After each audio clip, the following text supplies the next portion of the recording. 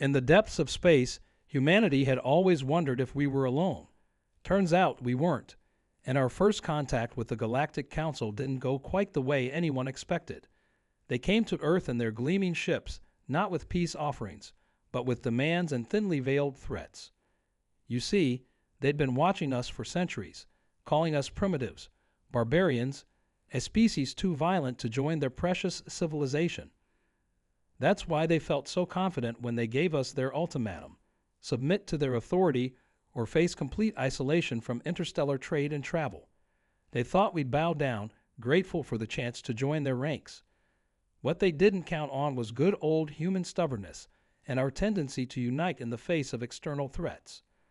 I remember standing in Times Square when their holographic message appeared in the sky, their spokesperson, a tall, crystalline being, looking down at us with what I can only describe as contempt. The crowds fell silent, but not out of fear. No, it was the calm before the storm. I saw people reaching for their phones, documenting everything, sharing it with the world. Within hours, the video had gone viral, and humanity's response began taking shape. Our world leaders, for once, found common ground. Scientists who had been working in secret for decades revealed technologies that even the Galactic Council hadn't mastered. It turned out that while they'd been watching us, we'd been preparing, not because we knew about them, but because that's just what humans do. We innovate, we adapt, we overcome. The Council gave us one Earth month to decide our fate. They expected groveling, negotiations, perhaps even internal conflicts as different nations argued over the response. Instead, they got something that would become legendary across the galaxy: Project Phoenix. I was one of the journalists allowed into the secure facility where it all began. The air was thick with anticipation as engineers and military personnel from every nation worked side by side. They were building something unprecedented, a fusion of Earth's most advanced technologies with a dash of human ingenuity that no alien race had ever conceived of. The Galactic Council's representatives watched from orbit, probably feeling smug about their supposed superiority. They had no idea that deep beneath the surface of every major city, humanity was preparing a response that would shake the foundations of their carefully ordered universe. 29 days into their ultimatum, we showed them exactly why you don't back humans into a corner. But that's not even the best part of this story. The real shock came when they realized that we hadn't just prepared a defense. We had completely revolutionized their understanding of physics itself. What happened next would change the balance of power in our galaxy forever. The looks on their alien faces, well, the ones that had faces, when they realized what we'd done, that's something I'll never forget. But before I tell you about that moment, you need to understand exactly how we got there, and why Earth's response sent ripples through the galaxy that are still being felt today. So grab your favorite drink, settle in, and let me tell you about how humanity took its first steps into the galactic stage, not as servants or subjects, but as equals who demanded respect. And trust me, by the time you hear how this all played out, you'll understand why this story is now required learning in every Galactic Council Academy, though they tell it very differently than we do. This is the story of how Earth's primitive species turned the tables on the most powerful organization in known space, and why the phrase, "careful, they're from Earth," has become a common warning throughout the galaxy. But first, let me take you back to where it all really began, 3 days after that initial ultimatum, in a hidden facility beneath the Antarctic ice. The Antarctic facility was a marvel of human ingenuity, carved deep into the ice over decades. As I followed Dr. Sarah Chen through the winding corridors, the distant hum of machinery echoed through the walls. She wasn't what I expected. No lab coat, just practical cold weather gear and a determined look that I'd soon learn was characteristic of everyone working on Project Phoenix. Most people think we built this place because of the isolation, she explained, her breath visible in the cool air. But it's actually because of what we found frozen in the ice 30 years ago. The security checkpoint ahead required 3 different biometric scans before the massive doors slowly swung open, revealing a sight that made me stop in my tracks. In the center of the vast chamber stood what appeared to be an ancient spacecraft, but not one of the sleek vessels used by the Galactic Council. This was something else entirely: angular, almost organic in its design, and clearly built by hands that weren't human or council. The vessel's surface was covered in symbols that seemed to shift and change when viewed from different angles. "We've had 3 decades to study it," Sarah continued, leading me around the perimeter. "Everything we learned went into Project Phoenix. The Council thinks they know everything about space travel, but this ship, it operates on principles they haven't even discovered yet." The pride in her voice was unmistakable. This wasn't just a scientific breakthrough. It was humanity's ace in the hole. Teams of scientists and engineers worked around the clock, transferring the ancient vessel's technology into modern frameworks. I watched as holographic displays showed simulations of something they called quantum folding, a method of space travel that made the Council's fastest ships look like horse-drawn carriages in comparison. But the real breakthrough came from an unexpected source. A young physicist from Nigeria, whose name is kept classified for security reasons, made the connection between the ancient ship's propulsion system and a theoretical paper he'd written years earlier. That connection became the foundation of what would eventually make the Council regret their ultimatum. The facility wasn't just a research center. It was one of 12 similar installations around the world, each working on a different aspect of Project Phoenix. What made this one special was its connection to our mysterious benefactors, whoever they were that left that ship in the ice. Every new discovery raised more questions. Who built it? Why did they leave it here? And most importantly, why did they choose Earth? As we moved deeper into the facility, Sarah showed me something that made the ancient spacecraft look primitive by comparison. "This," she said, gesturing to what looked like a massive spherical chamber, "is what we're going to show the Council when their deadline arrives." The sphere pulsed with an inner light that seemed to bend reality around it, creating patterns in the air that my eyes couldn't quite focus on. "We're not just going to match their technology," she explained, her eyes reflecting the strange light. "We're going to completely rewrite the rules of the game. The Council thinks they know everything about the universe, but they've been looking at it all wrong. This device doesn't just move through space, it moves space itself." The implications were staggering. If what Sarah was saying was true, humanity wasn't just catching up to the Galactic Council. We were about to leap centuries ahead of them. But with every breakthrough came new dangers. Our sensors had detected increased Council activity in the solar system, and there were rumors of other alien factions taking interest in our little corner of the galaxy. Time was running out, and the weight of Earth's future rested on the shoulders of these dedicated scientists and engineers. As I watched them work, I couldn't help but wonder, were we about to secure humanity's place among the stars, or were we opening a door that should have remained closed? The answer to that question would come sooner than any of us expected, and it would change everything. 3 days before the Council's deadline, all hell broke loose. Their ships began moving into aggressive positions around Earth, their energy signatures lighting up our new detection systems like Christmas trees. They knew we were up to something. They just didn't know what. I was in the Antarctic Facilities Command Center when the first warning came through. "They're scanning the Antarctic region," announced Commander Chen, her fingers flying over the holographic controls. "They're trying to pierce our shielding." The room erupted into controlled chaos as teams worked to maintain our technological concealment. The ancient ship's technology had taught us more than just propulsion. It had shown us how to hide in plain sight. But the Council wasn't taking any chances. Their ships deployed what they called peacekeeping probes, essentially highly advanced surveillance drones, into Earth's atmosphere. They expected panic in the streets, mass hysteria as these alien devices hovered over our cities. Instead, they witnessed something uniquely human. Millions of people going about their daily lives, completely unfazed, some even taking selfies with the probes in the background. That's when the Council made their first mistake. They attempted to access Earth's communications networks, probably hoping to broadcast another ultimatum. Instead, they found themselves facing the most sophisticated cyber defense system ever created, a direct application of the quantum principles we learned from the ancient ship. "They're trying to break through in multiple locations," called out one of the tech specialists. The massive screens showed red dots appearing across the globe, each one a failed attempt to breach our defenses.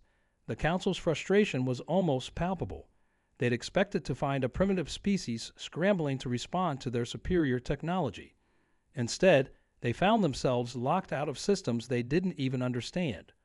With 48 hours remaining, we began the final phase of Project Phoenix. Deep beneath the ice, the spherical chamber Sarah had shown me weeks earlier pulsed with increasing intensity. Similar devices and facilities around the world synchronized with it, creating a network of energy that our scientists barely understood but somehow knew how to control.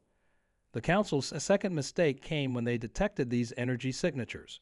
Instead of backing off, they moved closer, positioning their ships in what they thought was a tactical formation. They didn't realize they were actually helping us by aligning themselves exactly where we needed them to be. 24 hours before the deadline, something unprecedented happened. The ancient ship, dormant for decades, suddenly activated. Symbols across its hull began to glow with an inner light, and a signal, unlike anything we'd ever seen, pulsed outward through space. The Council ships immediately detected it, and their response was immediate and dramatic. Multiple ships dropping out of hyperspace. The announcement echoed through the command center as new signatures appeared on our screens.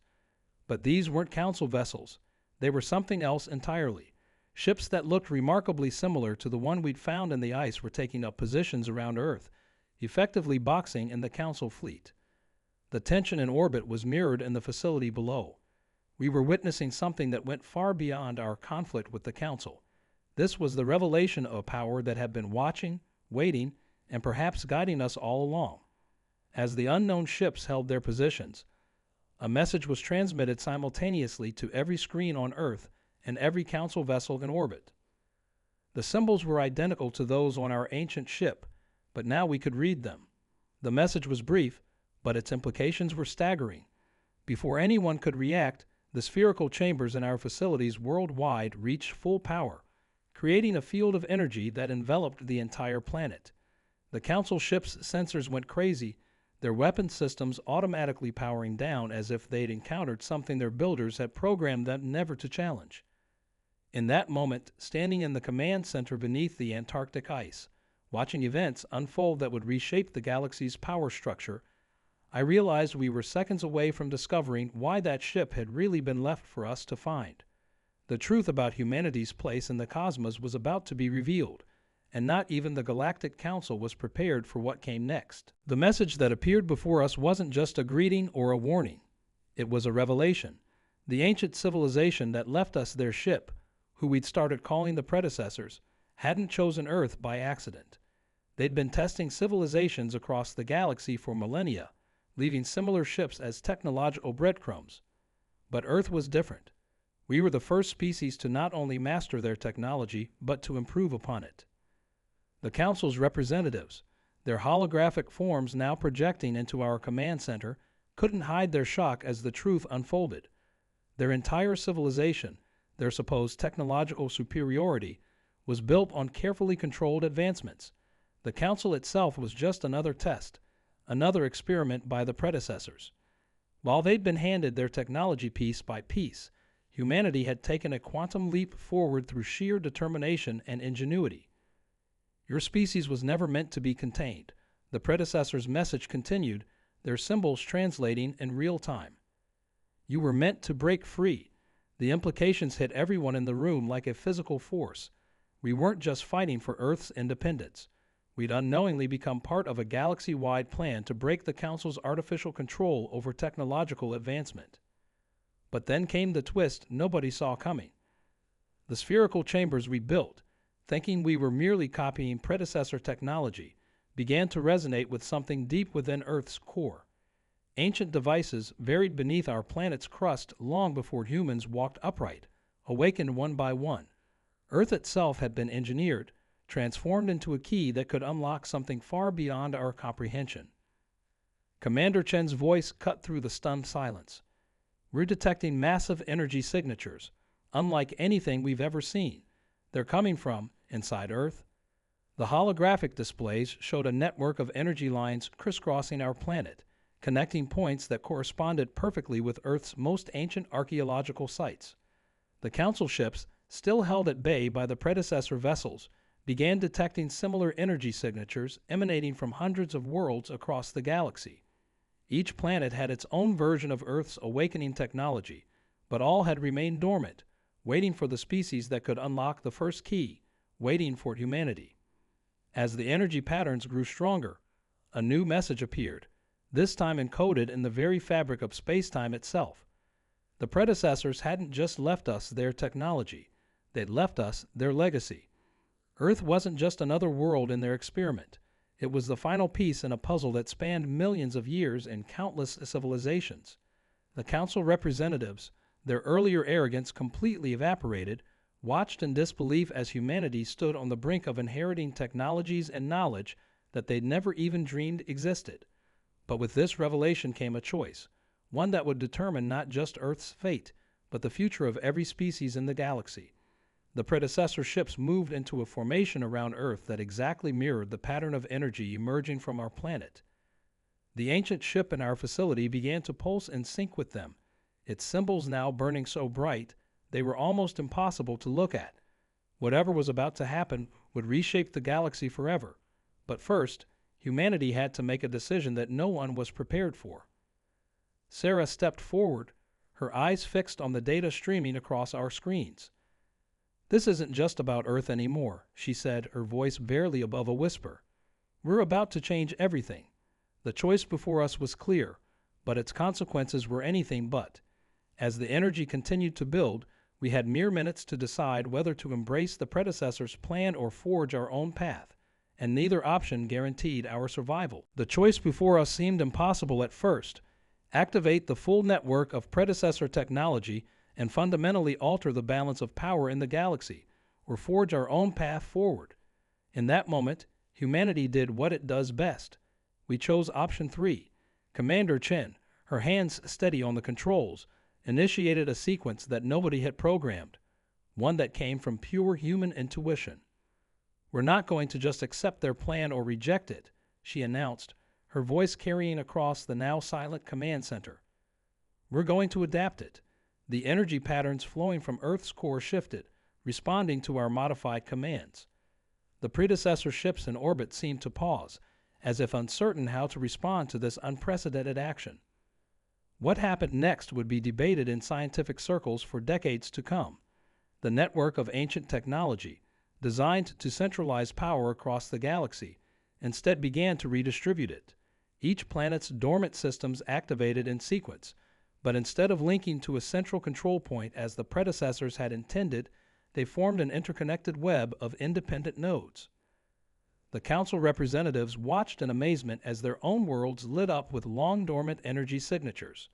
The technology they'd been so carefully controlling was transforming, becoming something new, something that reflected humanity's greatest strength, our ability to cooperate without surrendering our independence.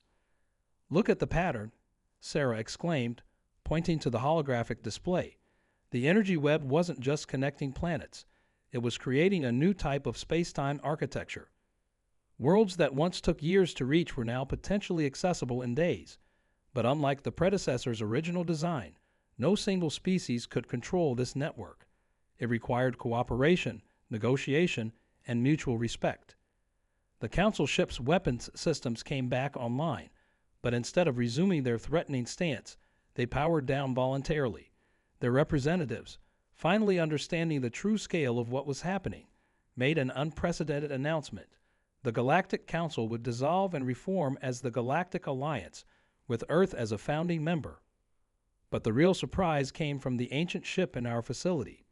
As the new network stabilized, its symbols rearranged themselves into a final message, not from the predecessors, but from a faction within their civilization who had disagreed with their original plan.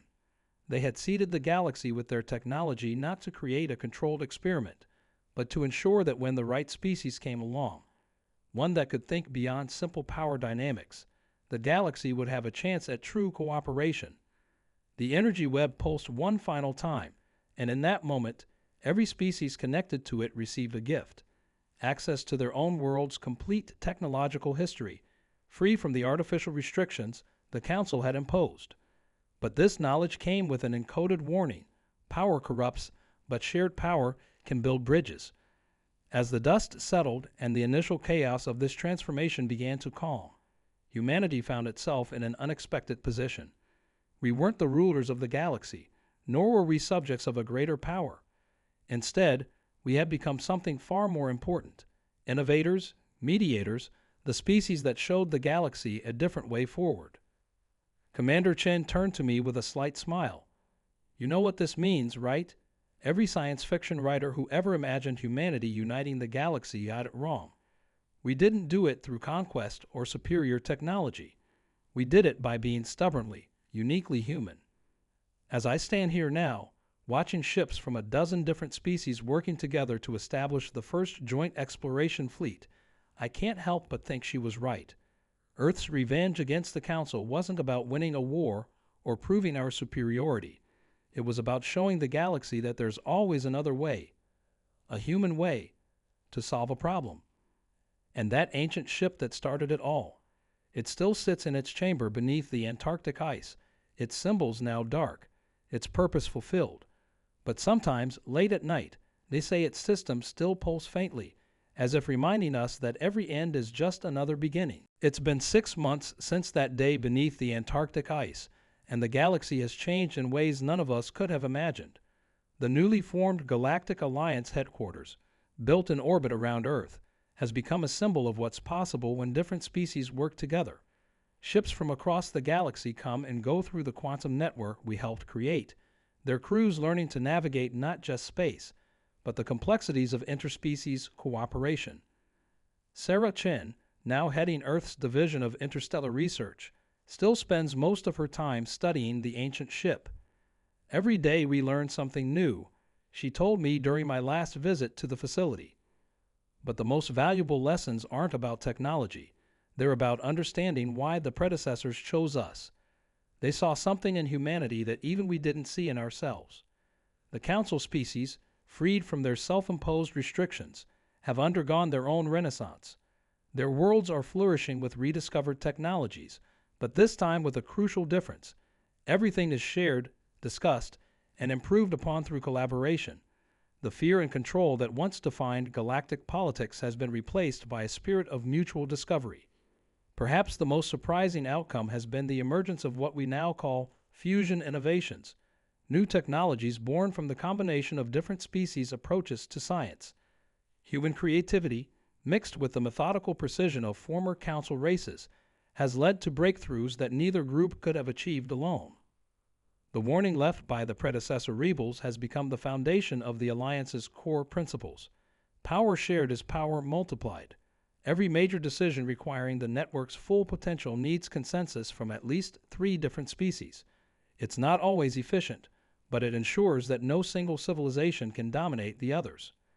Commander Chen retired from her military position but continues to serve as Earth's representative to the Alliance. During the last summit, she summed up humanity's new role perfectly. "We're not here to lead the galaxy. We're here to show that leadership itself means something different than what everyone thought. It's about lifting each other up, not holding others down." The Antarctic facility has been transformed into an interstellar university, where beings from across the galaxy come to study not just technology, but human history and culture. They're particularly fascinated by our stories, how we've always imagined meeting aliens, good and bad, and how those stories prepared us to face the real thing with both courage and compassion. As for the energy web connecting the worlds, it's evolved beyond its original design. Each planet adds its own unique signature to the network, creating what some scientists describe as a living galaxy-wide ecosystem of consciousness and technology. We're still learning its full potential, but one thing's clear: it responds most strongly to cooperation and shared discovery. Looking back now, Earth's revenge wasn't revenge at all. It was a revolution of understanding. We showed the galaxy that true power doesn't come from control or superiority, but from the willingness to reach out, to adapt, and to believe in something bigger than ourselves. The ancient ship still holds many secrets, and new predecessor sites are being discovered across the galaxy. But we're not rushing to unlock them all at once. Instead, each discovery is shared, studied, and understood collectively. As Sarah likes to say, The journey of discovery is just as important as what we find. Tonight, as I finish writing this account, I can see the lights of alien ships through my window, their crews coming to Earth not as conquerors or subjects, but as equals and friends. The stars don't look the same anymore. They're not just distant lights, but doorways to worlds and cultures we're only beginning to understand. And somewhere out there, I like to think the predecessor rebels who believed in us are watching, satisfied that their long wait wasn't in vain. Humanity didn't just pass their test. We rewrote the rules of the game entirely. In doing so, we didn't just secure our place among the stars. We helped create a galaxy where every species can find their own path to the future together.